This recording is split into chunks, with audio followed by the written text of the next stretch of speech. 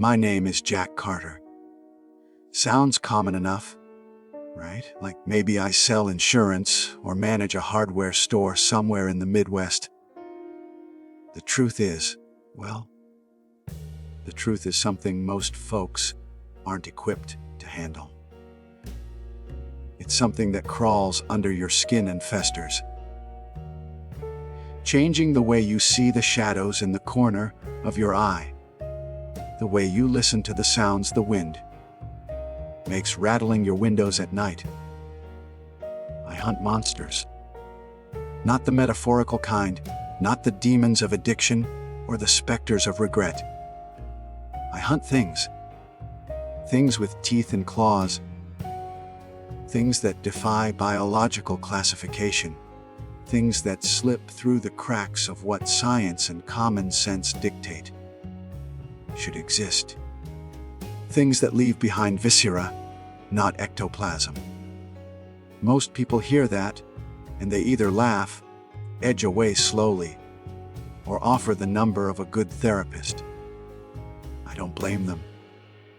Our world is built on a foundation of perceived normalcy, a carefully constructed reality that keeps the vast, terrifying unknown at bay. We like our boxes neat, our explanations tidy. We need things to make sense. What I do, what I deal with, doesn't make sense. It shreds the rule book, spits on logic, and often leaves a bloody mess in its wake. I didn't choose this life. You don't exactly fill out an application form or major in cryptozoological elimination at community college. It finds you. Usually, it finds you after you've lost something or someone to the things that lurk just outside the campfire light.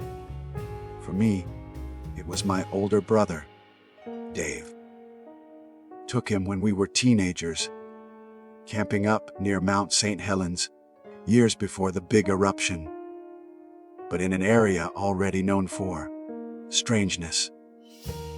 Official report said bear attack. The tracks we found later, the ones the rangers somehow missed or ignored, they weren't made by any bear I've ever seen or any known animal on this continent. They were too large, too wrong. The way Dave's tent was shredded, like paper MGHA. The complete lack of any significant remains. No bear does that. I spent years digging, obsessing, falling down rabbit holes of folklore, fringe science, and hushed eyewitness accounts dismissed as drunken ramblings or outright lies. Eventually, I found others who'd seen similar things, lost people in similar ways, found mentors of a sort, grizzled, paranoid men and women operating in the shadows, sharing knowledge, whispered over crackling phone lines, or scribbled in coded notebooks.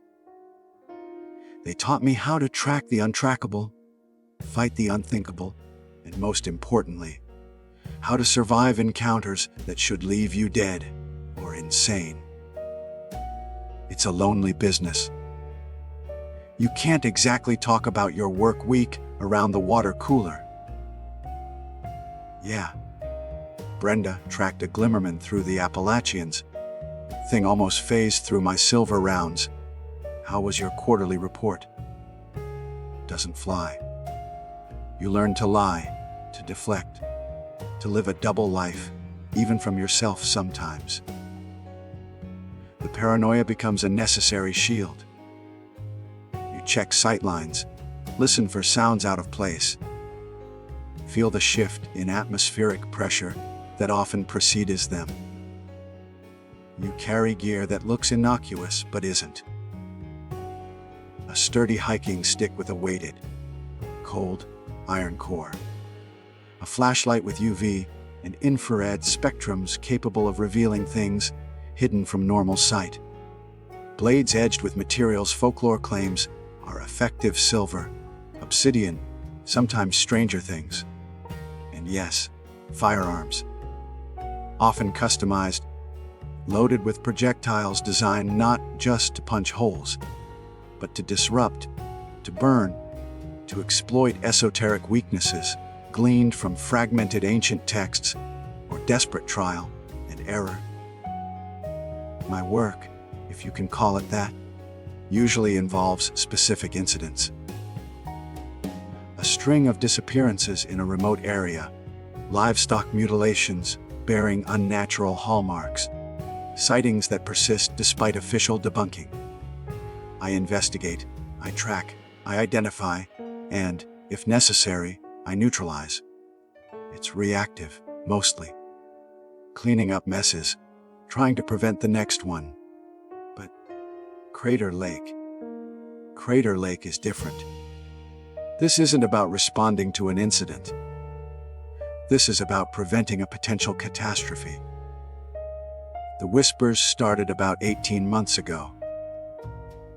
Fragmented reports, chatter on the encrypted channels I monitor, strange disappearances within the park, more than usual, written off as hiking accidents or exposure. Animals behaving erratically. Odd seismic readings localized around the lake itself, readings that didn't match tectonic activity. Then came the photograph, smuggled out by a seasonal ranger who quit abruptly, citing personal reasons, and then dropped off the map completely. The photo was grainy, taken at dusk from the caldera rim, looking down towards the water near Wizard Island. It showed something breaking the surface. Too large for a boat, too sleek, with a shape that was fundamentally wrong. Not a whale, not a known aquatic animal. It was dark, glistening, and there was a hint of structure. Appendages. It was maddeningly indistinct, yet undeniably there. And it was massive. That was disturbing enough. But then came the audio file, intercepted from a deep, range hydrophone array, supposedly monitoring geological activity beneath the lake. The official explanation for the sounds recorded was unidentified volcanic venting. What I heard sent ice down my spine. It wasn't geological. It was biological. Deep, resonant clicks and guttural moans, complex enough to suggest communication, powerful enough to vibrate through solid rock and water, and beneath it all, a rhythmic, pulsing thrum, like a colossal heartbeat, or worse, like hatching. Crater Lake, deepest lake in the United States, formed in the collapsed caldera of Mount Mazama, renowned for its intense blue color and water clarity. A place of immense natural beauty, drawing tourists from around the world. And, according to the data I've painstakingly pieced together, a place currently harboring something ancient, something vast, and something that is multiplying. The term my contact used, a grizzled geologist turned crypto, linguist who deciphered parts of the audio, wasn't habitat, it wasn't lair. The term he used, his voice tight with fear, was nest. A nest implies eggs. It implies breeding. It implies a concentrated population center for creatures we have no name for, no understanding of their biology, their motives, their capabilities. A nest. Deep beneath the surface of that impossibly blue water, potentially connected to the labyrinthine lava tubes and geothermal vents that riddle the caldera's substructure. A nest of cryptids. Plural. The audio suggested multiple entities, coordinating, communicating. The photo showed only one surface disturbance, but the scale, if there are more, and they are breeding. This isn't a localized threat anymore. This is an infestation waiting to boil over. Crater Lake is the heart of a national park, surrounded by vast wilderness, but also relatively close to populated areas. What happens when the nest hatches? What happens when these things, whatever they are, need more territory, more food? What happens when they emerge? So, that's why I'm here, standing near the Synod Memorial overlook, late afternoon sun glinting off the water below, making it look deceptively serene, almost holy. I arrived 2 days ago, under the guise of an avid landscape photographer, looking for unique shots. My gear, besides the cameras, is carefully concealed in reinforced pelican cases in the back of my modified pickup truck. Parked discreetly at a trailhead campsite I secured further down the road. Getting permits for backcountry camping, especially with specialized geological survey equipment. My cover for some of the detection geared took some doing, some forged credentials, and a healthy dose of feigned academic enthusiasm. The air here is thin, crisp. Smells of pine and volcanic rock and clean water. Tourists mill about, taking selfies, marveling at the view. They see beauty. I feel pressure. A low frequency hum vibrating, just at the edge of hearing, felt more in the bones than the ears. The same thrum from the audio file, perhaps. Or just paranoia playing tricks. No, I don't think so. I've learned to trust my instincts. They're what keep me alive. The scale of this place is overwhelming. That deep, impossible blue staring back up like a giant, unblinking eye. Nearly 2,000 feet deep. Cold, clear, and full of secrets. Wizard Island. The volcanic cone rising from the water looks like a sentinel guarding something. Or maybe containing something. The legends of the local Klamath tribes talk about this place with reverence and fear. They speak of the battle between Skell, the spirit chief of the above world, and Lao, the spirit chief of the below world, whose body was dismembered and thrown into the caldera, turning it into the lake. They warned against angering the spirits within. Folklore, maybe. But folklore often springs from a kernel of truth, a distorted memory of things witnessed, things encountered. Lao, chief of the below world, residing in the depths. Could the legends be a cultural memory of the things nesting here now? My initial recon yesterday involved hiking some of the rim trails, deploying micro sensors disguised as rocks or trail markers at key points overlooking the water and specific geological features mentioned in the geologist report areas with known fumaroles or suspected lava tube, access points near the water line. These sensors monitor seismic activity, EM fluctuations, infrasound, and thermal signatures. So far, they've registered anomalies, spikes in localized magnetic fields near the water's edge after dark, bursts of infrasound from beneath the surface that don't match any known natural phenomena, and fleeting thermal blooms in the deep water picked up by the hydro.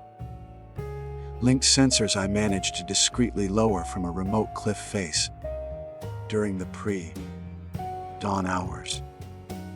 Nothing conclusive yet, nothing that screams monster, but enough to confirm the intel. Something is down there. Something active. Today, the plan is different. I need to get closer.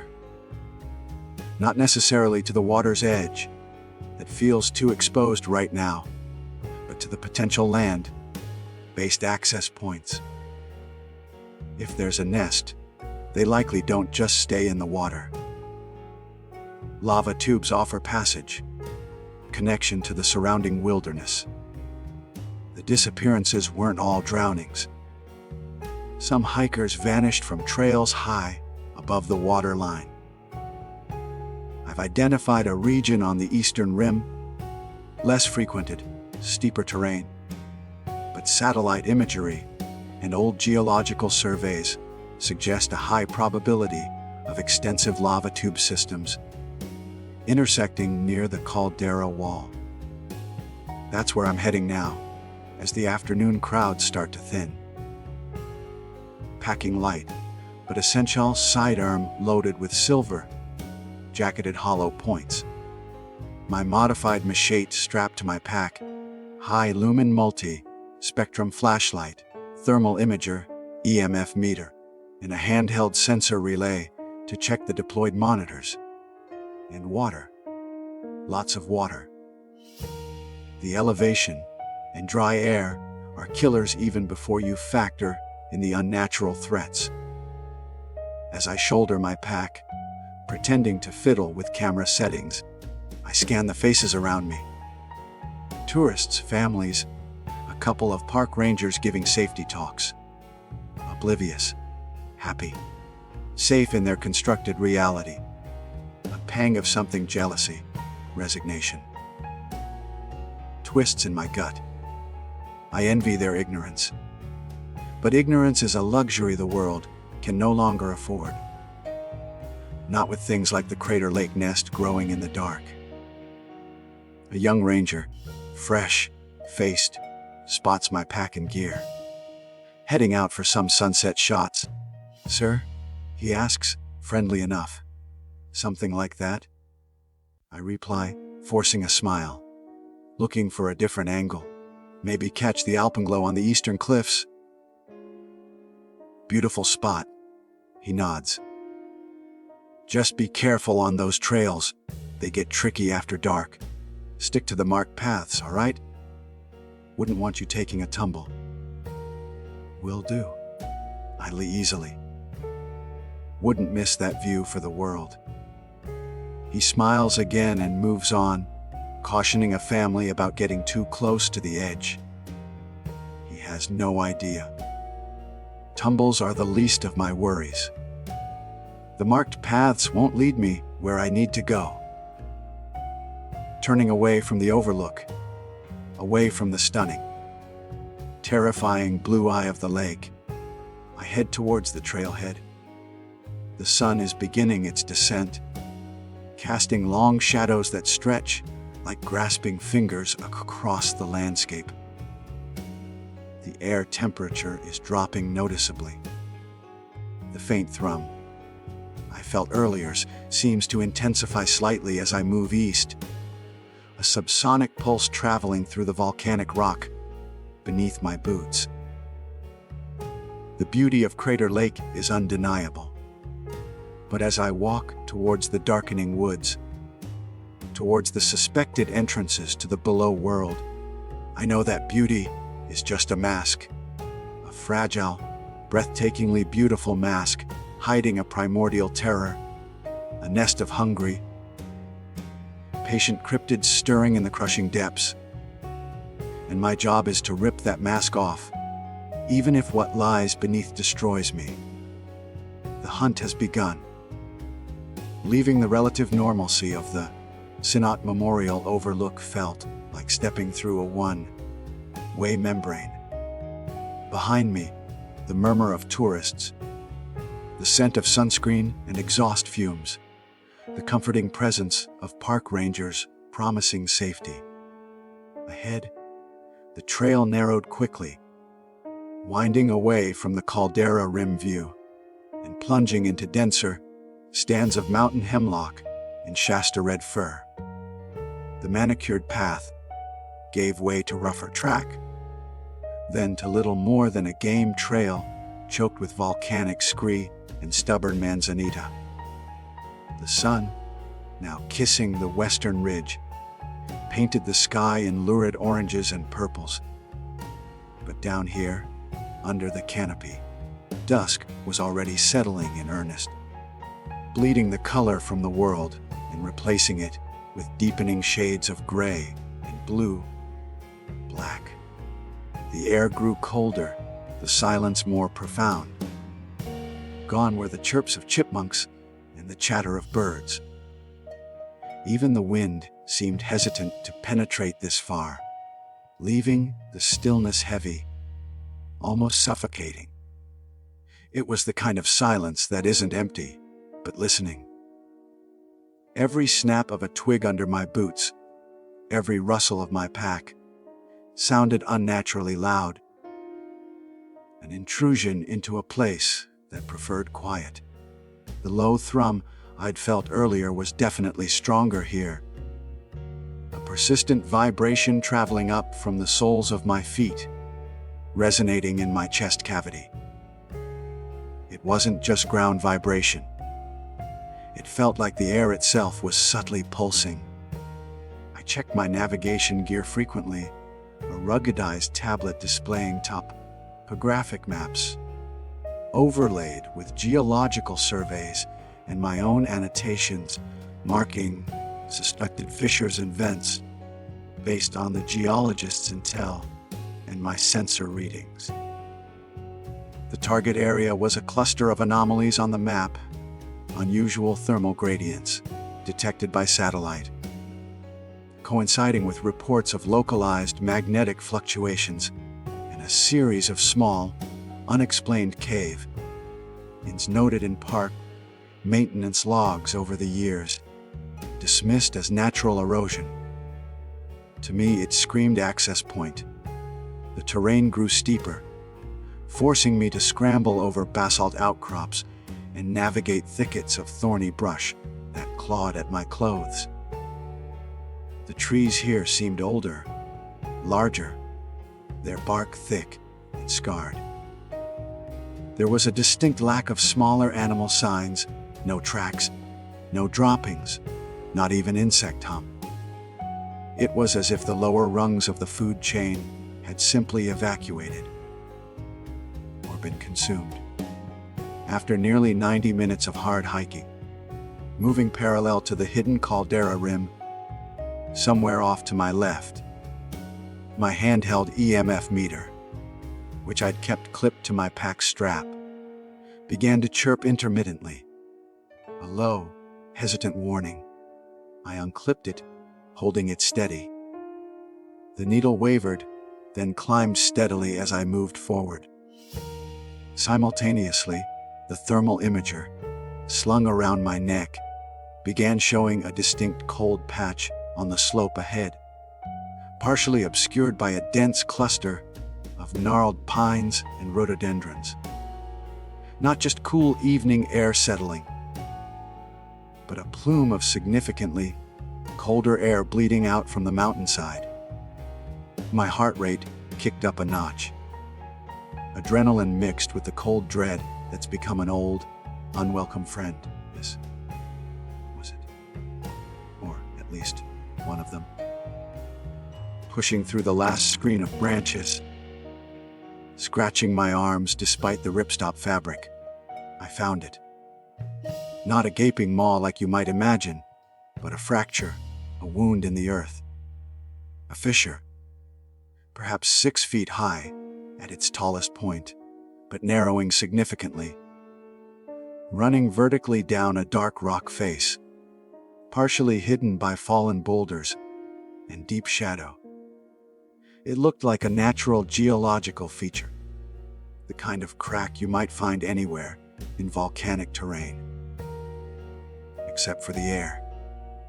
The air spilling from the fissure was frigid, unnaturally so, carrying a dampness that felt ancient and a smell that turned my stomach. It was a complex, layered odor: wet stone, sulfur, a faint whiff of ozone like after a lightning strike, and underneath it all, something else. Something organic, reptilian, and faintly metallic, like old blood mixed with stagnant water. It was the smell of the deep, dark places of the world, place's life wasn't meant to flourish, yet somehow did. I raised the EMF meter. Near the opening, the needle pegged hard into the red, buzzing angrily. Something inside was putting out a significant electromagnetic field, or distorting the natural one.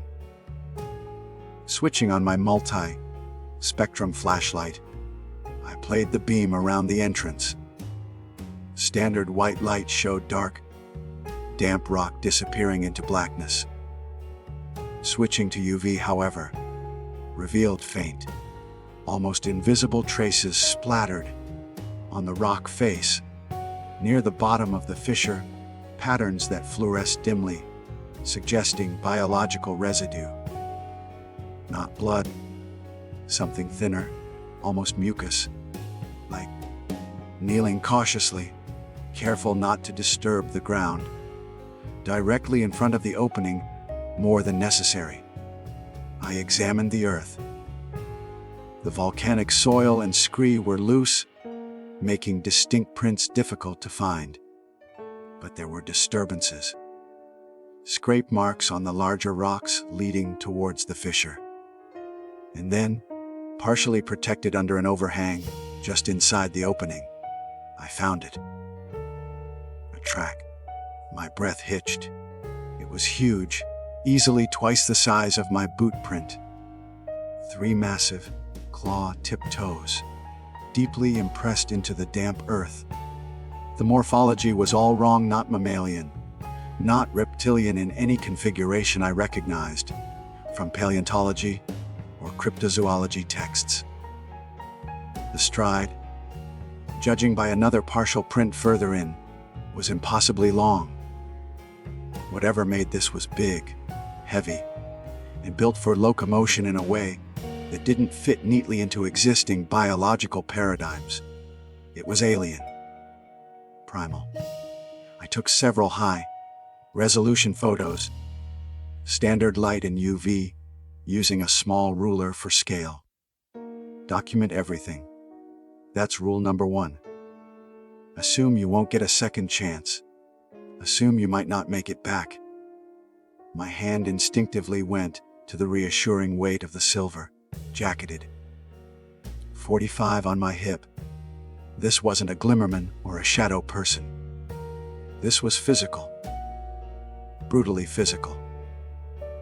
Scanning the area around the fissure more widely now, my light beam caught something tangled in the sharp thorns of a nearby bush, about waist height. I approached slowly, using forceps from my kit to gently dislodge it. It was a piece of leathery, semi-translucent membrane, roughly the size of my hand. It felt cool and slightly rubbery to the touch through the metal tool. It wasn't skin as I knew it. More like chitin mixed with cartilage, pale gray, and patterned with faint, darker striations. It looked shed, or perhaps torn off. Holding the UV light over it revealed a network of fine, capillary, like structures within it, that glowed with a faint bluish light. The faint, metallic, reptilian odor clung to it strongly. I carefully placed it in a sterile evidence bag, sealing it tight. More proof. Tangible, terrifying proof. Just beyond the bush, tucked amongst the rocks, lay the clincher. Bones. Not human, thank God. Looked like deer, mostly scattered, but some larger pieces remained, a section of spine, part of a femur. They were bleached white, but the damage, it wasn't from scavengers or typical predators. The femur was snapped clean in half, a break requiring immense force. The vertebrae were crushed, pulverized in places. There were scrape marks on the bone surfaces, deep gouges that didn't match tooth, marks of bear or cougar. They looked like claw marks. Claw marks matching the scale of the track I'd found. This wasn't just an access point. It was a doorway used by something that hunted, killed, and dragged its prey back into the depths, back towards the nest. The pieces clicked into place with horrifying clarity. The nest wasn't just in the lake. It connected to the surface, to the surrounding park. Through this network of subterranean passages, these things weren't purely aquatic. They were amphibious, perhaps, or capable of traversing these tunnels. The disappearances, the animal behavior, the geological anomalies, it was all linked. The creatures were active, exploring, hunting. The thrumming sensation seemed to intensify, concentrating around the fissure. The cold air pouring out felt like a physical presence, pushing against me. The silence pressed in, heavy and expectant. I felt exposed, vulnerable, every nerve ending screaming. The feeling of being watched was overwhelming now. A palpable pressure on the back of my neck was something observing me from the impenetrable darkness within the fissure. My training warred with primal instinct. Part of me wanted to back away slowly, retreat to the relative safety of my truck, call in my findings to the fragmented network I belonged to, and request backup, though backup in our line of work was often scarce and slow to arrive. But the other part, the hunter, the part driven by Dave's memory and the faces of other victims, knew I couldn't leave. Not yet. I needed more. What were these things? How many? How far did these tunnels go? Was this the main access, or just one of many? Leaving now might mean losing the trail, allowing the threat to grow unchecked until it was too late. I checked my sensor relay. The monitors I'd placed earlier were still registering the background anomalies, but nothing critical. The hydro-linked sensors showed the deep water thermal blooms were still present, pulsing faintly. Everything seemed stable, for the moment, relatively speaking. Decision time, go in or pull back, going in blind alone, into a confirmed cryptid pathway, connected to a suspected nest. It was textbook stupid. Suicidal, even. But the evidence found here was fresh. The tracks weren't weathered. The membrane hadn't decayed significantly. Something had passed through here recently. Maybe it was still close. Maybe I could get thermal readings, audio, even visual confirmation without penetrating too deep. Taking a deep breath, tasting the foul air from the fissure, I drew my primary flashlight, a heavy-duty model with adjustable beam, focus, and multiple spectrums, including a high-intensity UV burst function. I also drew my sidearm, the cold steel of familiar weight in my hand. Safety off. Okay? Carter. Just a look. Reconnaissance. Don't be a hero. Get readings. Get visuals if possible. Get out. I edged closer to the fissure, the EMF meter still buzzing erratically on my belt. The cold intensified, biting at my exposed skin. The smell was stronger, almost gag-inducing. I raised the flashlight, aiming the beam into the oppressive darkness. The beam cut through the black, revealing a narrow, descending passage. The walls were rough volcanic rock, slick with moisture that wasn't just condensation. It had a slightly viscous quality, catching the light strangely. The floor sloped downward steeply, covered in loose rock and the same damp earth that held the track. The passage appeared to curve slightly to the right after about 20 feet, disappearing from view. I swept the beam slowly, searching the visible portion. Nothing. Just rock, dampness, and the suffocating dark. I switched to thermal. The rock walls glowed with residual cold, where the air flowed over them, but the air itself was a uniform, deep blue on the display, indicating extreme cold. No heat signatures. No obvious life. Maybe it was clear. Maybe the creature had passed through earlier and was long gone, deeper in the system or back in the lake. And then I heard it. It wasn't loud, almost subliminal at first, easily mistaken for the skitter of loose pebbles or the dripping of water. But it was rhythmic. A faint scraping sound, seemingly echoing up from the unseen depths beyond the curve. Scrape, drag, scrape, drag. Like something heavy, something rough, being pulled across the rock floor. And it was getting closer. Ice flooded my veins. Every instinct screamed danger. The sound was slow, deliberate, but undeniably approaching. Something was coming up from the below world, and it knew I was here. Scrape, drag, scrape, drag. The sound echoed wetly from the fisher's throat, a monstrous parody of fingernails on a chalkboard, amplified through stone.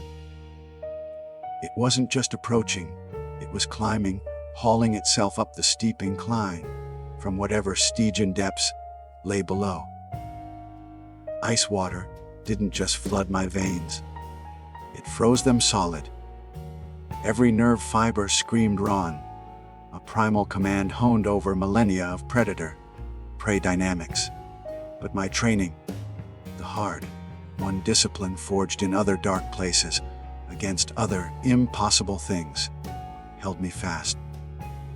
Running blindly meant stumbling, making noise, becoming easy prey. I clicked off the flashlight beam instantly, plunging the immediate area back into near, total darkness, broken only by the faint starlight filtering through the canopy far overhead. Simultaneously, I melted backwards, stepping carefully over loose scree, pressing myself flat against the cold, damp rock face, maybe 10 feet to the side of the fisher's opening. I was partially shielded by a cluster of jagged boulders and thick, thorny brush, not ideal cover, but the best available. My .45 was up, two-handed grip, sights oriented towards the black void of the entrance, by muscle memory more than vision. My thumb rested on the tactical light, mounted beneath the barrel, ready to flood the area if needed, but hoping desperately it wouldn't come to that. Surprise and darkness were my only allies now. My other hand brought the thermal imager back up to my eye. The world shifted into gradients of heat and cold. The rock around me was cool gray, the distant trees slightly warmer silhouettes. The fissure itself remained a plume of deep, unnatural blue, black cold pouring outwards. And then movement. Deep within the blue, black, at the edge of the passage visible before the curve, a shape began to resolve. It wasn't the bright white or yellow of a mammal or bird. It was cooler, a shifting pattern of dark blues and purples, only slightly less cold than the surrounding rock and air. It pulsed slightly, a slow internal rhythm on the thermal display that didn't correspond to breathing. It was large, filling a significant portion of the narrow passage, and it moved with a horrifying, unnatural gait, jerky, yet fluid, like a stop-motion nightmare brought to life. Too many limbs seemed to be involved, scuttling and pulling, leveraging impossible angles against the rock walls. Scrape, click, drag. The sounds were closer now, accompanied by wet, guttural clicks and a low, chitinous rustling. It reached the curve, turning slightly, bringing more of its form into my line of sight through the thermal lens. Oh God. It wasn't anything I recognized. Vaguely crustacean, perhaps, in its segmented, armored appearance, but grotesquely distorted. The main body was bulky, hunched, maybe 7 or 8 feet long from what I could estimate, supported by multi-jointed limbs tipped with wicked-looking claws that scraped grooves into the rock.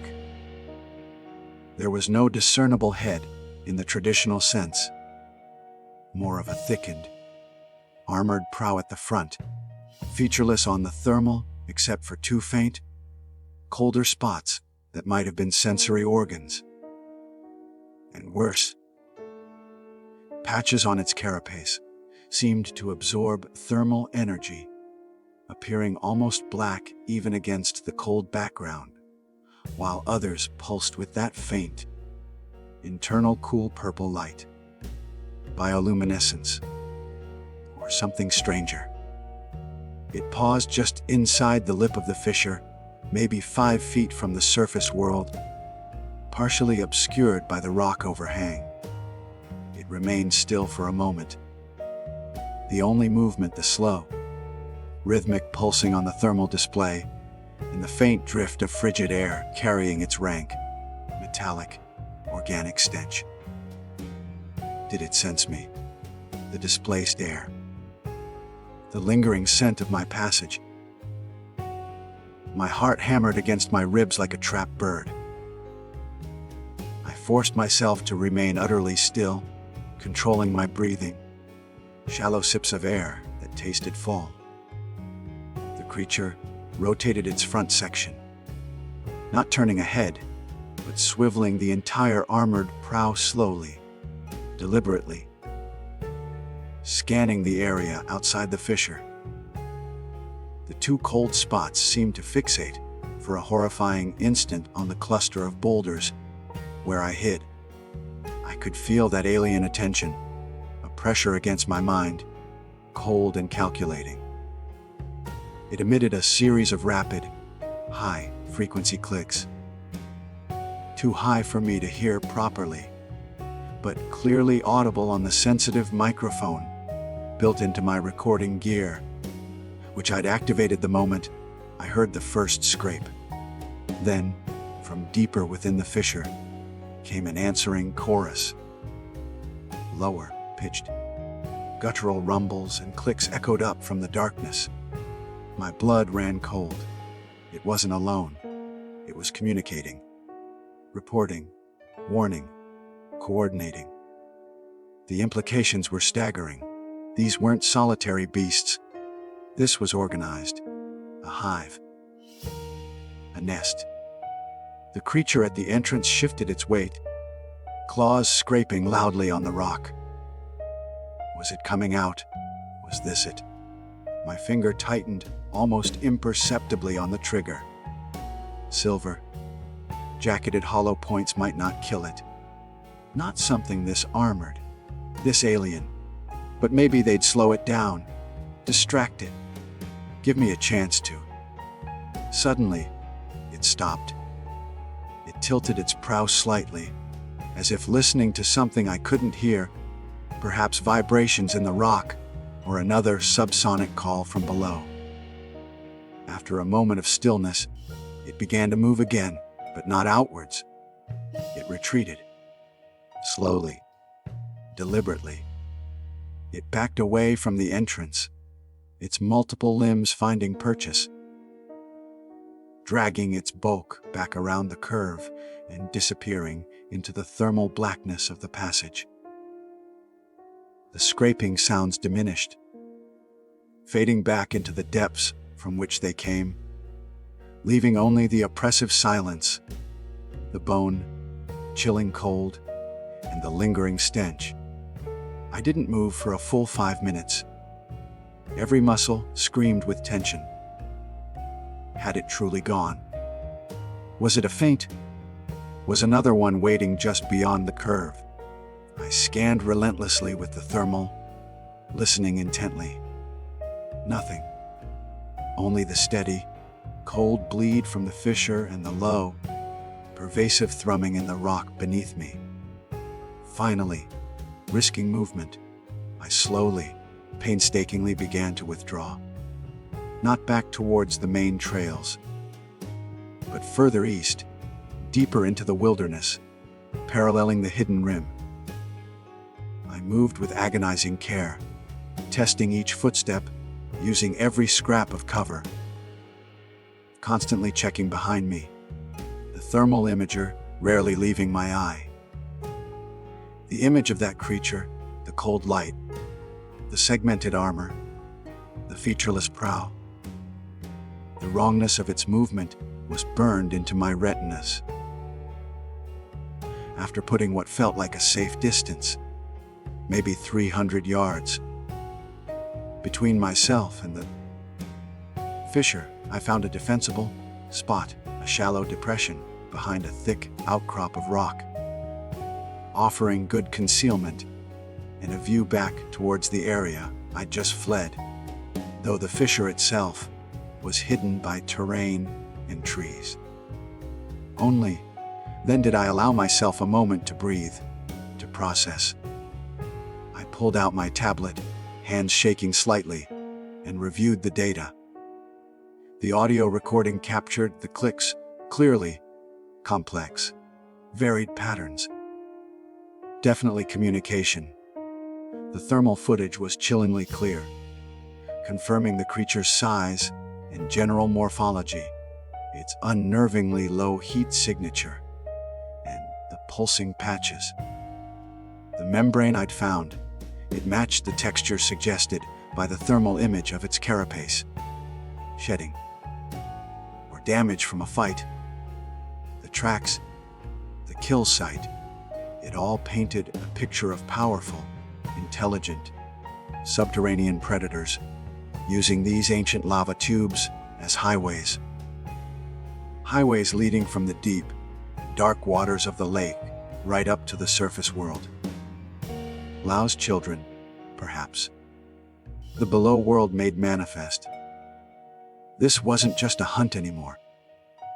This felt like stumbling onto an alien invasion happening in slow motion, hidden beneath one of America's most iconic natural wonders. How long had they been here? Decades. Centuries. Since the mountain collapsed? Were they terrestrial adapting to aquatic life, or aquatic horrors adapting to land? My thoughts were racing, trying to piece together a threat assessment, a strategy, when my sensor relay, clipped to my belt, buzzed sharply. A priority alert. My stomach plummeted. I tapped the screen, expecting an alert from the hydro-linked sensors near the first fissure, maybe signaling the creature's return or emergence. But the alert wasn't from the East Rim. It was from sensor Delta 7, miles away, on the western rim of the caldera, one of the seismic infrasound units I'd placed near Dutton Ridge, another area flagged for potential lava tube activity, though considered less probable than the eastern cluster. Delta 7 was registering faint, rhythmic scraping sounds, and localized tremors consistent with heavy movement within a subterranean passage. Starting now, it wasn't just the eastern fissure. They weren't contained. They had multiple access points, possibly ringing the entire caldera. This wasn't just one hunting party. It felt coordinated. Probing actions. Or the beginnings of something larger. Were they testing the surface world, preparing for a mass emergence? The image of dozens, hundreds, of those creatures boiling out of fissures all around the lake, pouring into the park, into the surrounding forests, It was unthinkable. I looked back towards the direction of the lake, hidden by miles of forest and rock, but its immense, cold presence felt tangible. That deep blue eye wasn't sleeping. It was watching, waiting. The nest wasn't just a breeding ground. It felt like a staging area. The mission parameters had just changed. Drastically. Sealing one entrance was pointless now. Tracking one creature was insufficient. This required something more fundamental.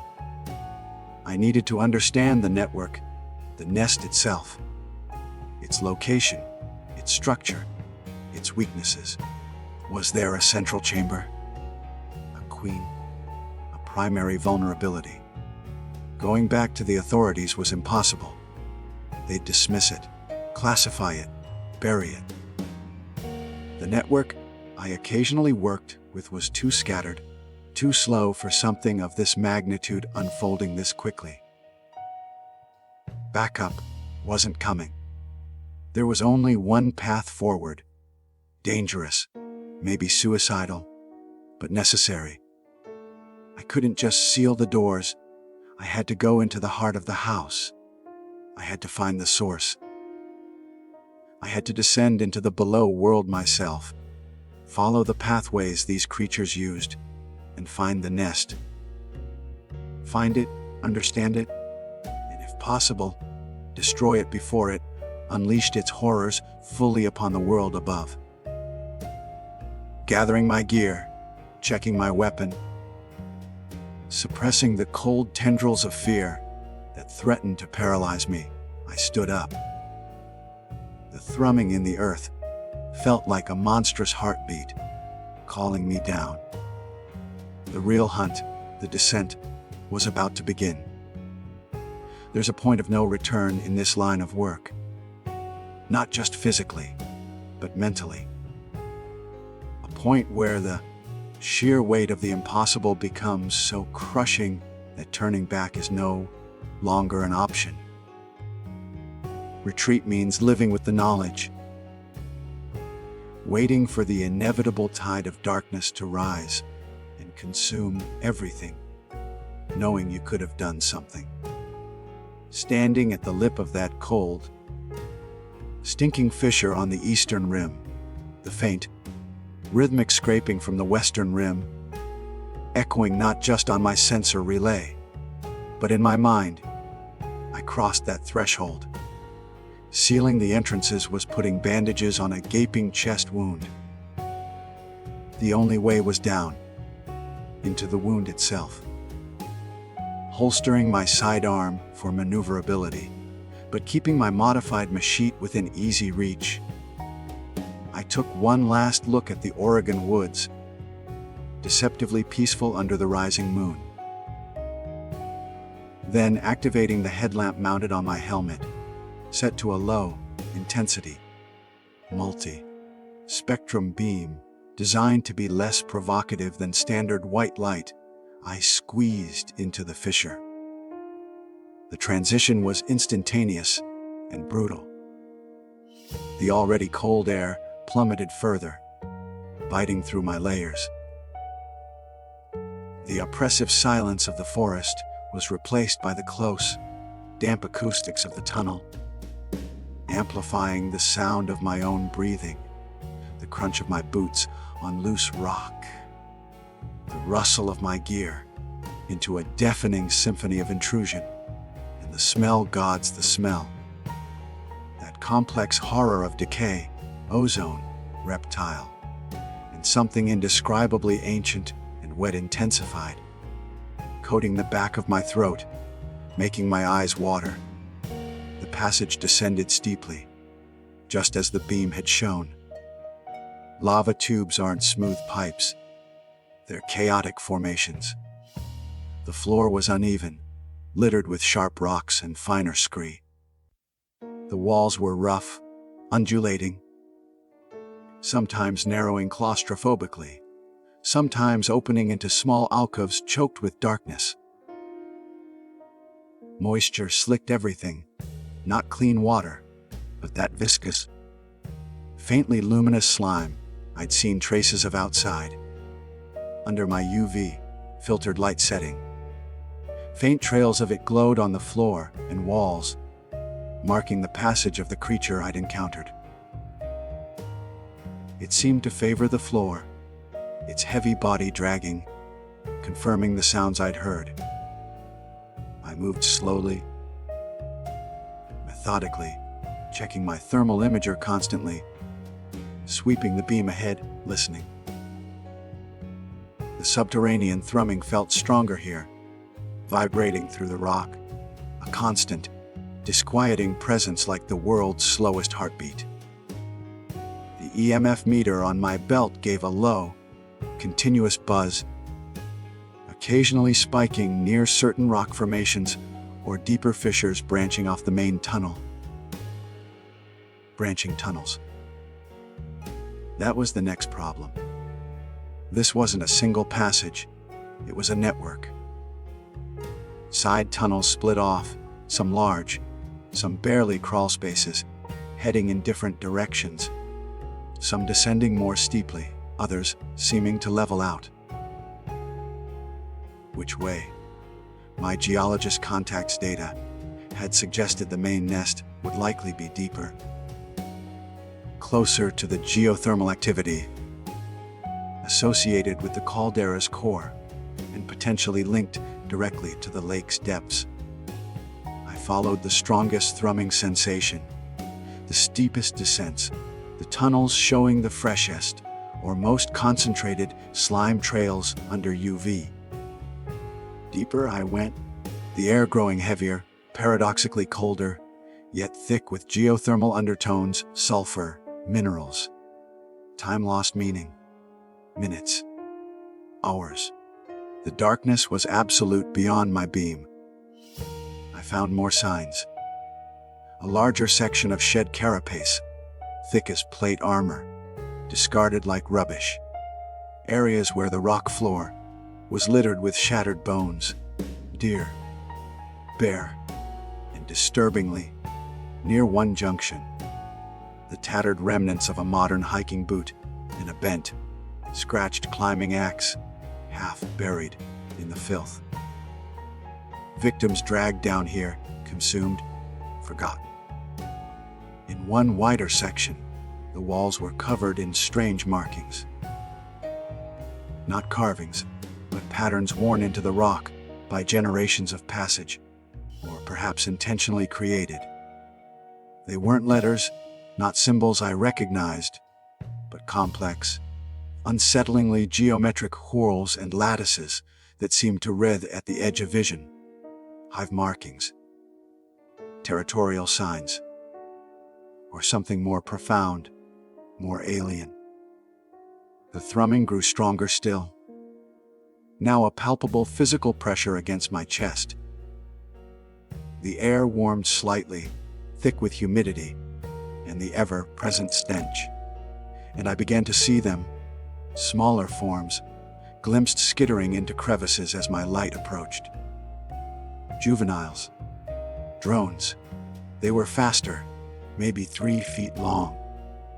Sharing the same multi-limbed, low, slung morphology as the larger one, their carapaces gleaming wetly in the dim light.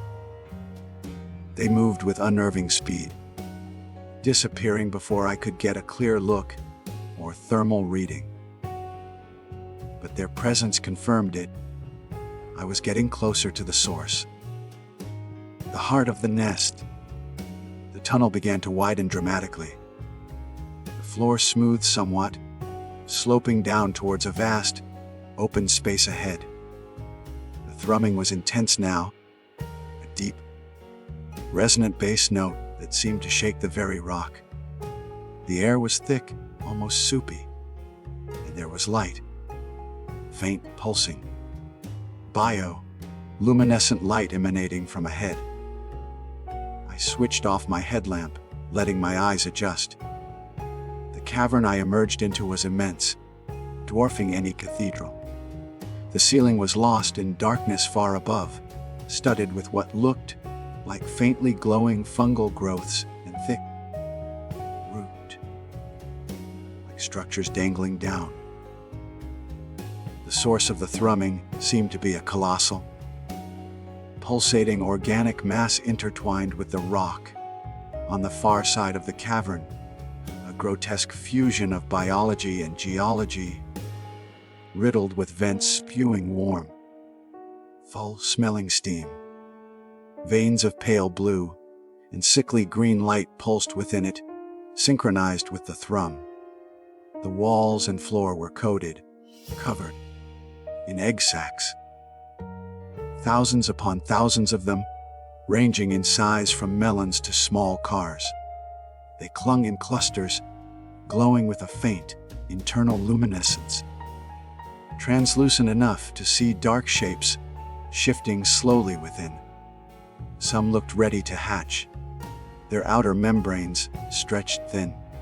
And the creatures, they were everywhere. Dozens of the large, 8-foot drones I'd seen at the entrance moved with slow, deliberate purpose across the cavern floor or clung motionlessly to the walls. Smaller drones skittered through the forests of egg sacs. They seemed unaware or uncaring of my presence, absorbed in the hive's internal processes. In the center of the cavern, partially submerged in a pool of black, still water that undoubtedly connected to the lake depths, was something else. Something bigger. Easily 30 feet long, its carapace thicker, darker, emitting a stronger, colder thermal signal. Its form was slightly different, less mobile, looking more like a bloated, armored node. Tendrils, or conduits, snaked from it, connecting to the pulsating mass on the wall and disappearing into the dark water. This felt like the center. The queen. The control hub. The heart of the nest. My blood ran cold. This was beyond anything I'd imagined. An ecosystem of horrors, breeding, growing, thriving in secret. The sheer scale, overwhelming. Fighting was impossible. I was a microbe in the belly of a leviathan, but I couldn't leave it. Not like this. My gaze fell upon the pulsating geothermal mass intertwined with the heart structure. Heat, pressure, instability. My contact had theorized these creatures might be sensitive to sudden, intense thermal or sonic shocks, disrupting their communication or biology. I had 4 compact, high-yield thermobaric charges in my pack, designed for structural demolition but adaptable. Not enough to destroy the whole nest, not even close. But maybe if placed right near the geothermal vents connected to that central pulsing mass, maybe I could trigger a reaction, a catastrophic overload, a disruption violent enough to cripple the heart, maybe cause a chain reaction in the unstable cavern. It was a long shot, a suicide mission, most likely, but it was the only shot. Moving with agonizing slowness, using rock formations and clusters of egg sacs as cover, I began to circle towards the geothermal mass. The drones remained seemingly oblivious, their movements dictated by the unheard rhythm of the hive. I reached the base of the structure. Steam hissed from vents, carrying the cloying smell. The rock pulsed with heat and the deep thrum. I carefully primed 2 charges, setting the timers for 60 seconds, and wedged them deep into fissures near the main conduits feeding the organic mass. As I placed the second charge, one of the large drones nearby swiveled its featureless prow towards me. The click started again, sharp, alarm. A ripple of awareness spread through the cavern. Other drones began to turn, their cold, alien attention focusing, The central queen node in the pool pulsed erratically, emitting a low, powerful moan that resonated through the chamber. No time. I primed the remaining 2 charges, hurling one towards the base of the queen node, near the waterline, and wedging the last one into another major vent. Turning, I didn't wait to see if they stuck. I ran. Back towards the tunnel I'd emerged from, drawing my machete, the 45 feeling pitifully inadequate. Behind me, the cavern erupted in a cacophony of clicks, screeches, and the sound of heavy bodies scrambling across rock. The hive was awake, and it knew it was under attack. Skittering drones darted towards me, faster than I thought possible. I fired twice, silver rounds punching through the carapace of the closest one, sending it tumbling, screeching. I swung the machete, connecting with a limb, shearing through chitinous armor with a spray of ichor that smelled like burnt copper. Then the charges went off. A series of blinding flashes, followed instantly by a deafening roar that dwarfed the thrumming. The ground bucked violently. Hot steam and rock fragments exploded outwards. The cavern lights flickered wildly, then plunged into near darkness, punctuated by the fires and secondary explosions from the ruptured geothermal mass. Alien screams of agony and rage echoed, amplified by the enclosed space. I didn't look back. I plunged into the tunnel, scrambling over debris shaken loose by the blast. Was I pursued? I couldn't tell over the roar of the collapsing cavern and my own ragged breathing. The tunnel itself seemed to groan, rocks raining from the ceiling. I pushed myself harder, fueled by pure adrenaline, ignoring the searing pain in my lungs and the growing certainty that the entire network might collapse on top of me. Blindly, I took turnings, guided only by instinct and the desperate need for the surface. Upwards, always upwards. The air, blessedly, started to smell less foul, tinged now with rock dust and cordite. Was that moonlight? I burst out of a narrow crack in the rock, not the fissure I entered, but another, smaller opening hidden in a ravine miles away, gasping, collapsing onto blessed, solid ground under the night sky. I was scraped, bruised, bleeding from a dozen cuts, my gear shredded, but alive. Behind me, a deep, prolonged tremor shook the earth. A section of the mountainside near where I guess the cavern was located seemed to settle with a low groan. Did it work? Did I cripple the nest? Stop the emergence? I don't know. Maybe I just angered it. Maybe I only destroyed a fraction, bought a little time. Or maybe I made things worse. I lie here now, hidden, watching the dawn creep over the caldera rim. Crater Lake looks impossibly beautiful, serene, its blue depths reflecting the morning sky. But I know what lurks beneath that placid surface. I have recordings, samples, fragmented data saved on a hardened drive. Proof. But proof for who? Who would believe me? Who would dare to look into the abyss I just crawled out of? They are still down there, in the deep, cold, crushing dark, breeding, waiting. The below world is real, and it intersects with ours in ways we refuse to comprehend. I damaged the heart, perhaps. But the nest remains, and it knows we are here. It knows I am here. Listen to the silence between the sounds of the forest.